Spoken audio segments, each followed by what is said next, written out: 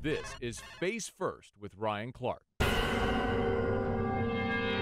Helmet's off now.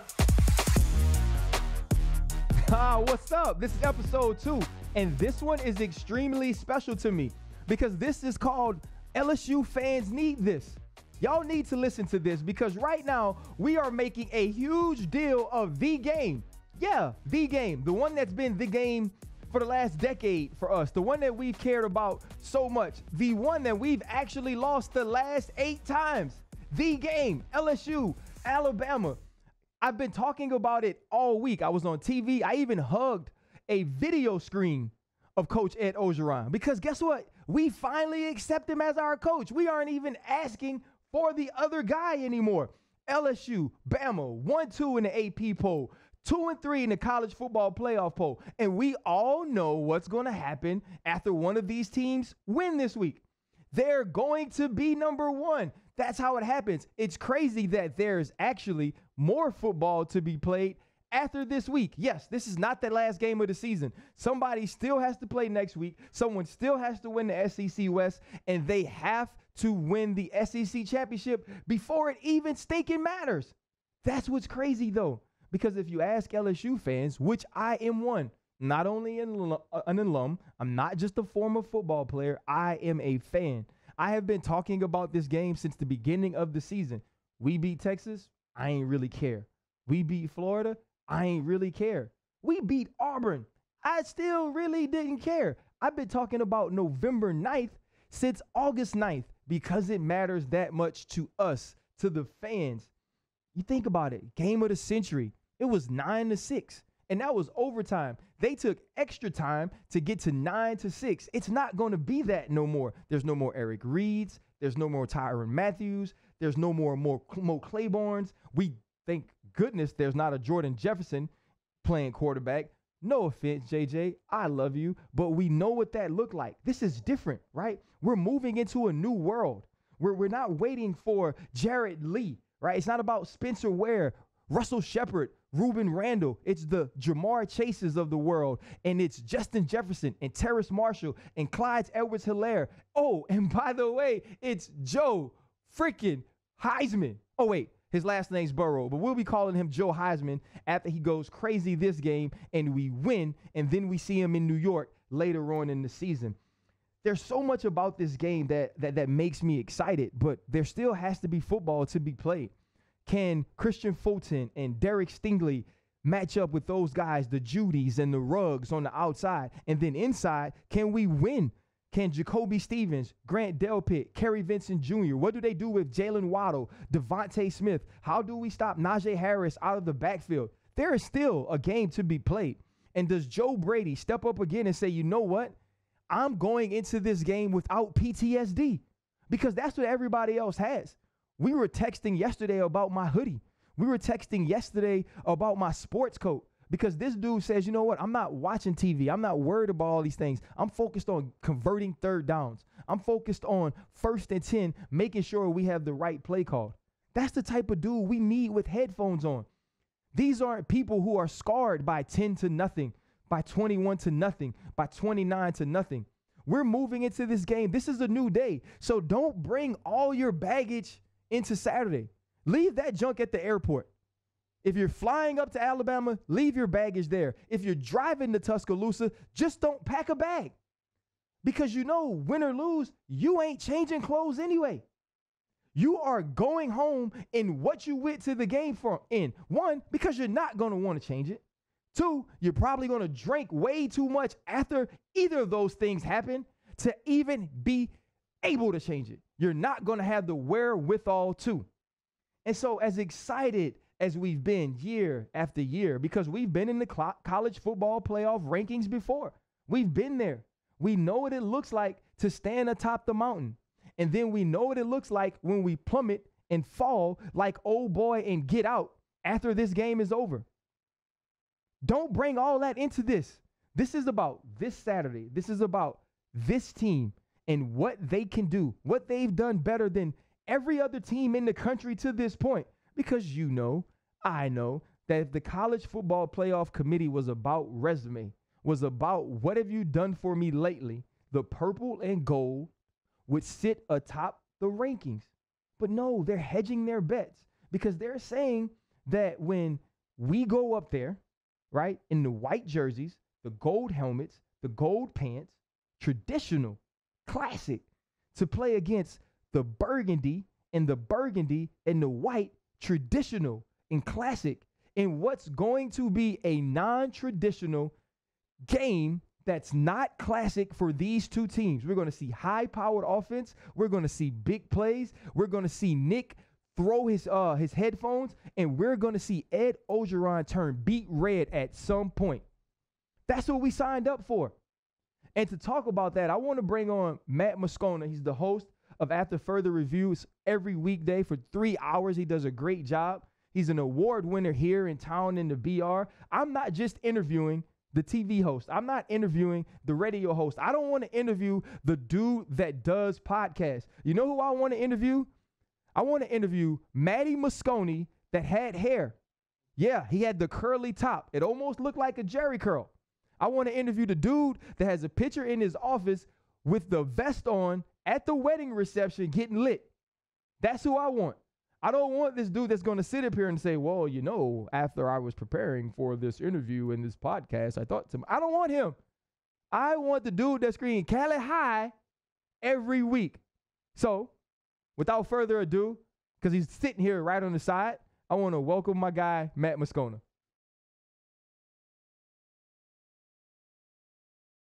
So, just as a fan. All right. Nope. So we're going to take you away from your job. That's hard to do, man. I want to take you away from and listen, sometimes the fan and the media personality meet.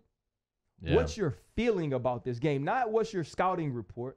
What is your feeling about this game? My feeling is that I hate that team. I hate them. I hate the fact that LSU can't beat them. I hate the fact that it's been 8 years.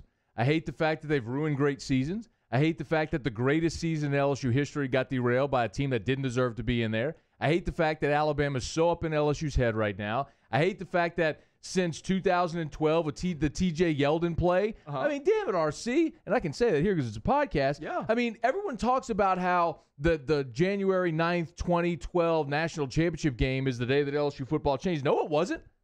Because the next year, you had Eric Reed, and you had Sam Montgomery and Barkevius Mingo and Kevin Minter and Thorold Simon. And you had Spencer Ware. And you had Michael Ford. You had a squad again, man. All those guys in 2011 were sophomores. And they were juniors. right there, too. They were right there, man. Right there. And if you win that game in Baton Rouge in 2012, you are pile driving Notre Dame for the national championship. He's talking about the T.J. Yeldon play. Yeah. Jalen Mills blitzes off the slot. It's a great call. The screen goes right behind where he is. They score a late touchdown, and they lose. And it still starts, though, Matt. It still starts in that national championship. I know. The same national championship where I was campaigning for Oklahoma State to get into the national championship. And you know why? Because I already knew. You knew it was going to happen. You know, I watched the fact that Nick Saban could not recruit a kicker, and that was the reason we were able to win that game. But even in that, do you feel as a fan we carry that with us in a way that puts it onto the team? Do you think that Coach Orgeron feels that? Do you think Steve Ensminger feels that? I think Ed Orgeron's done a phenomenal job and maybe it took bringing a guy on who wasn't here for that to be able to compartmentalize. Look, man, there is no doubt, RC. The reason that Les Miles got fired wasn't because he couldn't beat Alabama. A lot of teams can't beat Alabama. But when you lose to Alabama and then the next week you lose to Arkansas, and then a week after that you lose to Ole Miss, now all of a sudden you're 5-3 in the conference. You're not close. It's not just about Alabama anymore. It was that game, this game, the Alabama game became everything to where when LSU lost it, everything unraveled. And, man, if you're losing – and look, go back to 2015, RC. People forget. Everyone assumes LSU hasn't been competitive in this series since 11 and 12. In 2015, LSU was number 2 in the playoff rankings. Leonard Fournette, you said it. He's going to win the Heisman. Like, I wore my jersey on TV, bro, actually. Like, people forget how good they were, how special 2015 was for 8 weeks. And then they went to Tuscaloosa. We all know Fournette, 31 rush yards. But the week after, they lost by 3 touchdowns on their home field to Arkansas. Like an okay Brett Bielema Arkansas squad came in here and beat you by 3 touchdowns. That's the problem. No, but that was the problem. But the other piece of it is, Matt, is if you don't win this game, even that matters less. Yeah, I got you. You're right. You're right. And so I agree with you. That was a huge part in Les not being the head coach anymore. Yeah. But I remember the coaching search after Les was gone. I remember the names that everybody wanted. We wanted the Tom Hermans and you wanted the Jimbo Fishers. And then you land, and it was kind of by default, we land on Ed Orgeron. And there were many people who didn't think it was a good hire. There were a lot of people who thought it was a bridge coach. And you were one of those guys. So I was conducting the train. Right. So with what Ed Orgeron has done now, have your feelings changed? Do you think you were wrong then, or were those feelings justified? Mm-hmm. And 2, if so, have those feelings changed now for the better? So that is an important differentiation. And can I go back to being Matty Moscona for a second? Yeah, be Matty. Is that the right. dude with the head, like the little curly Superman joint in the front right here? See, that's what happened. See, I grew my hair really long because, when you go to Cali High, you got to keep it short. And so then everybody, when you graduate, you grow it out because you can, right, all of a sudden. So early 2000s, man, when you were lighting dudes up in 01, that game when Rohan threw for 500 yards up in Tuscaloosa, I was a student at LSU during that. Okay, so my perspective when you are the most passionate in your life was 2001 to 2004. I was there for Nick birthing the giant at LSU. Now, my senior year at LSU was 03. Mm-hmm. They won a national championship, something I thought I'd never see in my life. Okay? So wait, talking about you thought you'd never see it in your life? RC, people forget this perspective, man. Oh, we were bad. It not just bad, but LSU had gone 45 years. It just felt like an unattainable dream. Even the teams that we felt like LSU had great seasons, they got derailed at some point. A national championship felt like an unattainable goal. It did, collectively. And so when LSU got there, it was like, it was euphoria. Man, I was in the Superdome when LSU beat Oklahoma. It was me, my dad, and my brother. I had a cigar in my pocket. When Marcus Spears, when the Swagoo got the pick six, I pulled my cigar out of my pocket. I was a senior at LSU RC because I knew no team in the world was scoring 2 touchdowns against that defense. They were that good. I cried on the ramp and smoked my cigar in the Superdome, outside the Superdome. So you cried. I cried after that. So men can cry over football games. So, just so you know, that's the perspective. That's Matty Moscona, right? I will say this. To your point, when we were talking firing Les Miles the year before he got fired, I reminded everyone on national TV, I said, listen, guys, remember, this isn't historically this championship level football university. Continue. But having lived through that and known what the top of the mountain looks like and feels like, and then watching Les get there again in 07, as idiosyncratic as Les was, the man deserves credit for continuing the success. And you also have you have different examples where you can look at where Tennessee is right now. You ran off a great coach and you got the wrong hire. Okay, so I looked at LSU now I'll get to your question. My apologies. Hey, do your thing. We got all kind of times. It's my actual own show. Go ahead. When you asked me, was I justified in my feeling when LSU hired Ed Orgeron? You're damn right I was. Because LSU had been a program that had won 2 national titles in less than a decade, played for a third. It was a program that in a fertile recruiting state had no competition, that had a university administration that was willing to provide whatever asset it needs, from football ops to indoor facility to recruiting budget to everything you need. It is absolutely primed to win and win now. And my feeling then was nothing personal against Ed.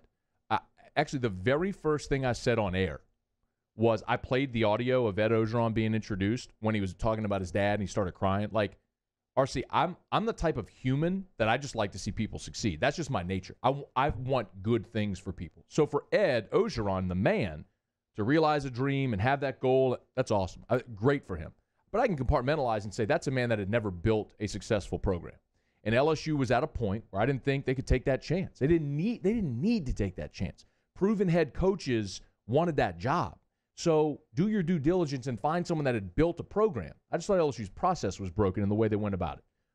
Today, has he proven me wrong? Hell yeah. They're number one in the country. He's remade the program in his image. Look, man, and he had his stumbles early. I mean, 2017 was a disaster. He screwed up hiring Matt Canada, cost LSU a season and a lot of money having to fire that man. It was a mistake bringing Pete Jenkins on as a full-timer. It was a mistake bringing Jerry Sullivan on as a full-time staff member because you had older coaches that weren't going to recruit and weren't going to be there a long time, and that was negatively used against you. I mean, Ed made a lot of mistakes. It hurt him in recruiting. He messed up the 2018 signing class. They lost Pat Surtain late in the process. We all know the stories. Like, it was a bumpy ride. But I think one of the most valuable things in life for a human being is being self-aware.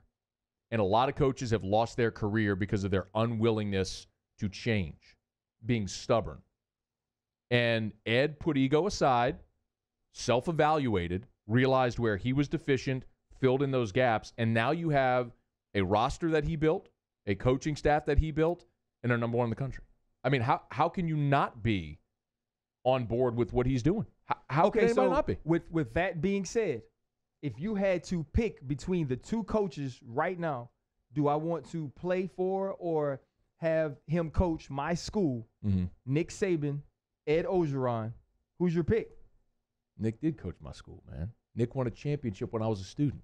He's won 6 of them. He's the greatest coach in the history of the program. This is an unfair. He's the greatest coach. He's the greatest coach in the history of college football.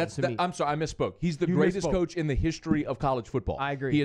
He is better than Bear Bryant, than Knute Rockne. Because you've got to take better than Lou Holtz. He's better than them all. You've got to take into context the fact that this man has won across eras in an era when it has never been more competitive, when everybody's on TV, when you have scholarship limitations. The SEC is better. Now you throw in a playoff where you got to win additional games.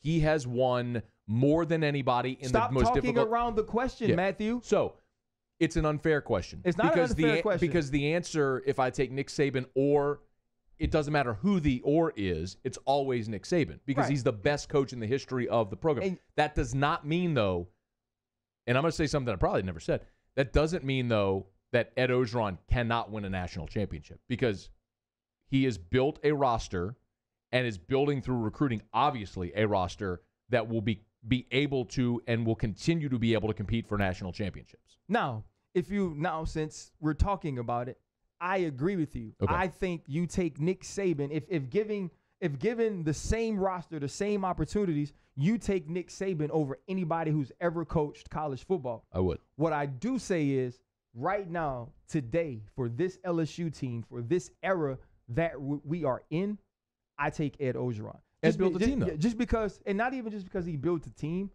like he's now become, like the one thing, even with Nick Saban and Alabama, I don't necessarily associate Nick with Alabama. I just don't. I associate Alabama with Nick, right? When I think about the Alabama Crimson Tide and their tradition and their championships, I think Bear Bryant, Nick Saban.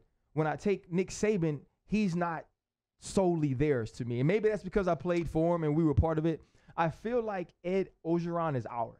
I feel like he's our guy. Like he's never had this type of success. He wasn't even thought of as the genius that Nick Saban was thought of when we got him from Michigan State. That's true. You know, we didn't want him from a personality standpoint. Nick wasn't thought of as a genius. Well, Nick was not unanimously endorsed when he got the job here. And because I think that, too, was a huge part about him being different.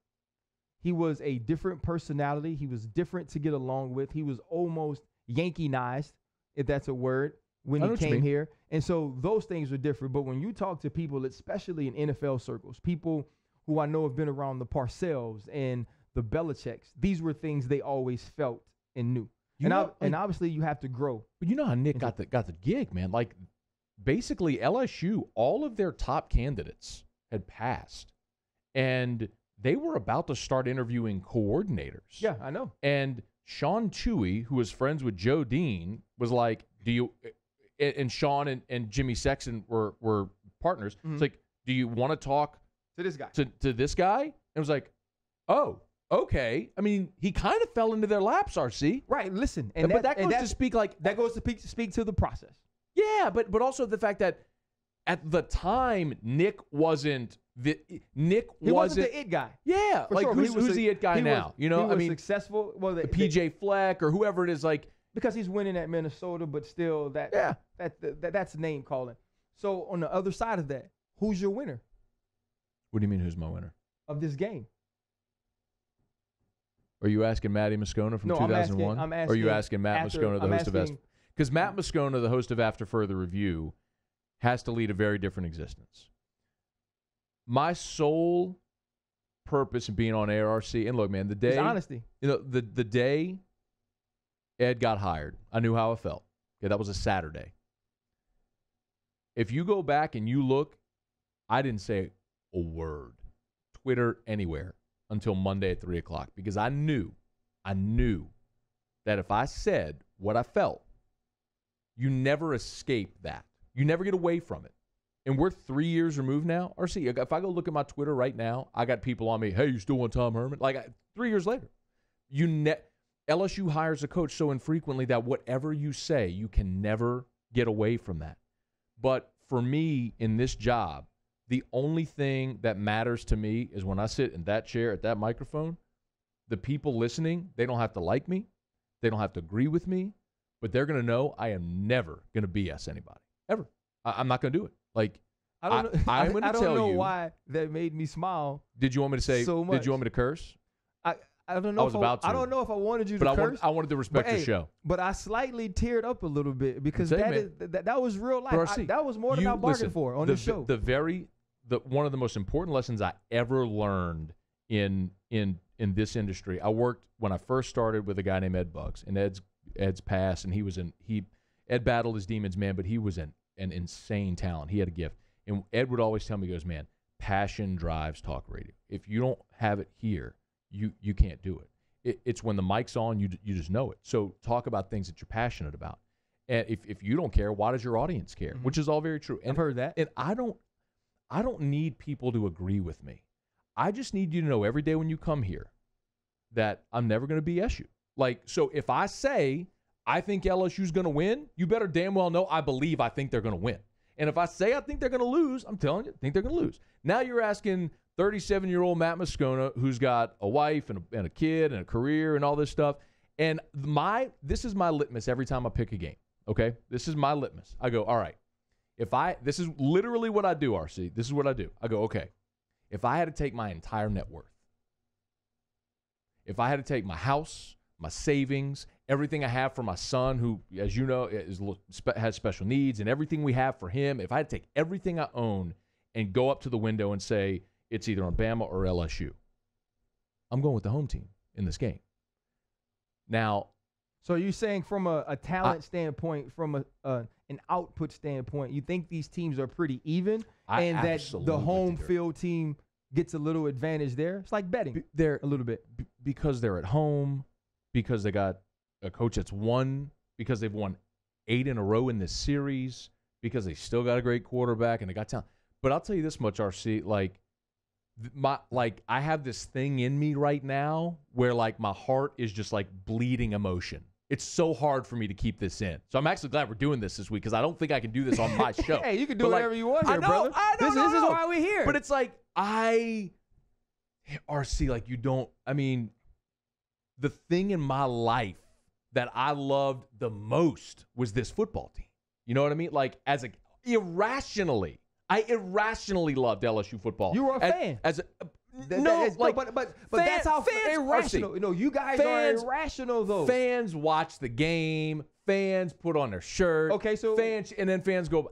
I mean, I went to every single game as a student. I was the first student in the damn stadium. We would get to the student gate 4 hours before the gate opened, so we could, as soon as they opened, and at this time, RC, you had physical tickets, and you had to bring your ID, and we made friends with the ticket tearer, and they have the big roll, or they had the big roll-up gates at the student gate at Tiger Stadium, and they'd pre-tear us. So, like, As soon as it opens, you can hit it. Bro, like crawling underneath it to sprint up the ramp, down the Did tunnel, you have a certain first row. spot you had to sit in? Oh, yeah. We were all in the first row, our crew, man. And that's what Dress up, anything? No, come on, man. The only reason you dress up is you're a punk and you're trying to get on TV.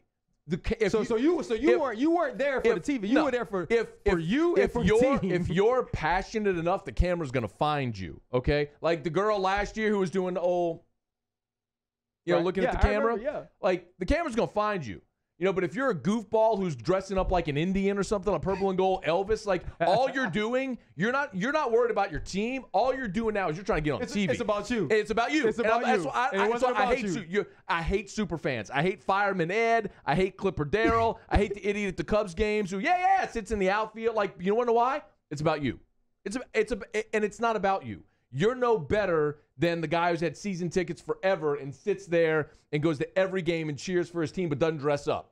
You ain't no better. Agreed. So anyway, my point, I don't know where I was going with all that.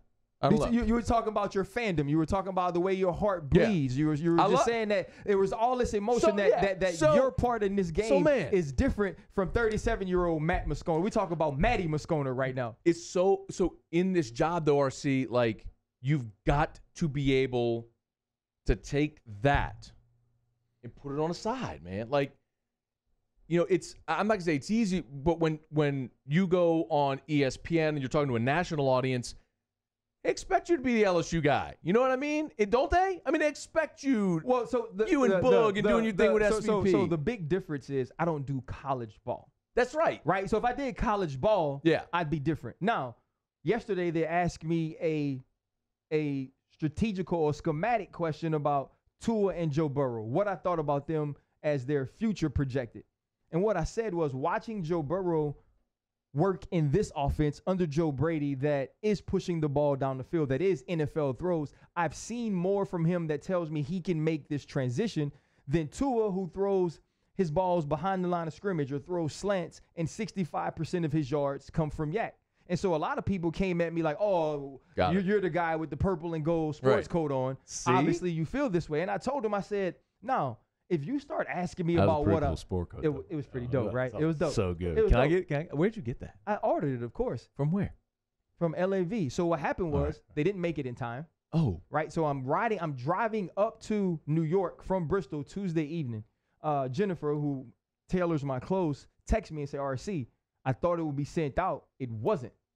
And so then I was like, well, like I try to be cool about things like this. I was like, it's cool. I'm going to New York. I can try to go buy like a coat or a jacket, but I'm hot, right? I'm pissed. Like I won't fight people. Yeah. You see what I'm saying? But I know too. I don't want to fight you. I know too. The way I treat people is the way they'll treat me. I got to show respect. So I was like, it's okay. But I'm steaming inside. Yeah. So 2 hours go by, bro. And I text her back like, I know like y'all used to me being really cool about things. I was like, but this was really important.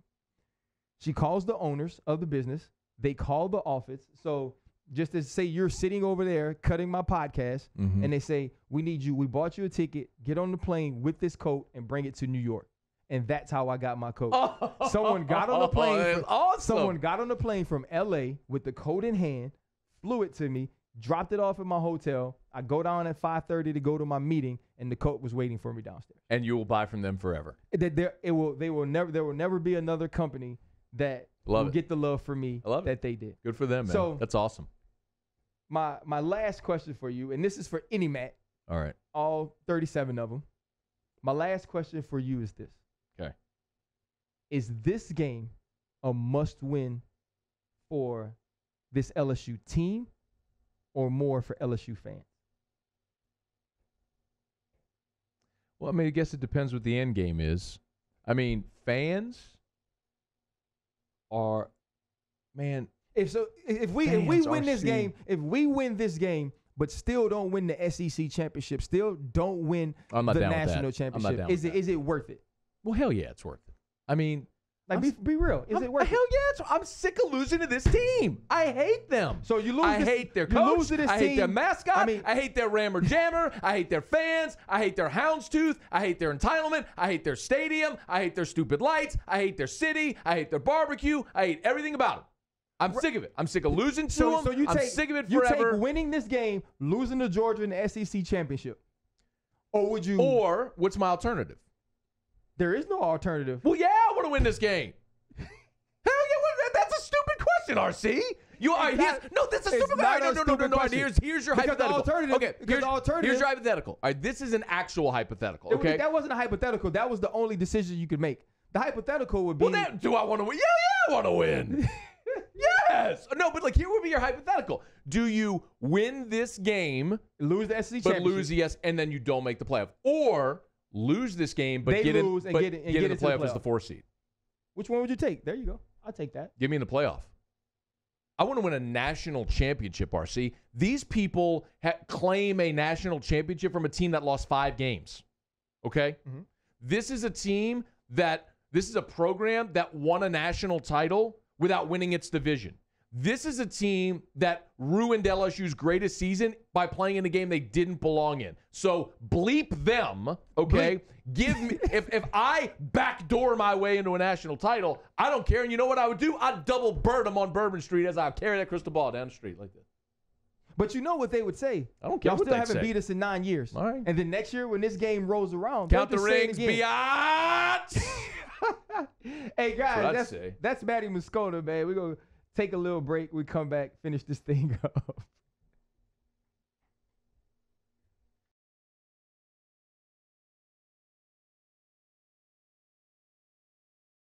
Well, it's needless to say, Matt Moscona is pretty hyped about this game.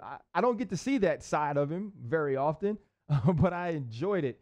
And that's what it is. People here, they bleed the purple and gold, and we internalize this. This isn't just about a football team. This is about a city. This is about a university. This is about a state. This is one of the few places in the world where guys go to other schools, and they go to Tulane, and they go to Nichols, and they go to Northwestern, and then they say, but I love LSU. LSU is the place that I want it to be. LSU will always be a part of me. But here's the thing, and this is for fans, which is why I wanted Sconey on here. It's why I'm on here. This team owes us nothing.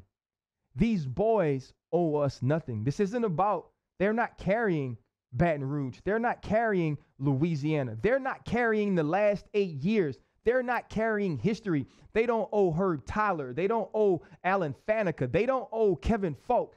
Shoot, they don't owe Tyrann Mathieu and Eric Reed. They don't owe any of those people. This is only about them. This is about them and their head coach that made us stop longing for the dude that we face on Saturday. Ed Orgeron is our guy, and he's not our guy because we wanted him to be. He's not our guy because we had to settle for him. He's our guy because he's winning. He's our guy because there's no place in the world he'd rather be on Saturday night than wearing a purple polo and the headphones that say LSU. So when our boys board the bus and when they get to the airport and when they take flight by themselves. And they take flight representing themselves. They take flight representing the 2019 Louisiana State University football team. That's it. And when they roll up, they will understand that there are no pacts between tigers and men. There's no peace treaties between good and evil. There's no bonds between heroes and villains. There's only predator and prey. There's only the battle for souls.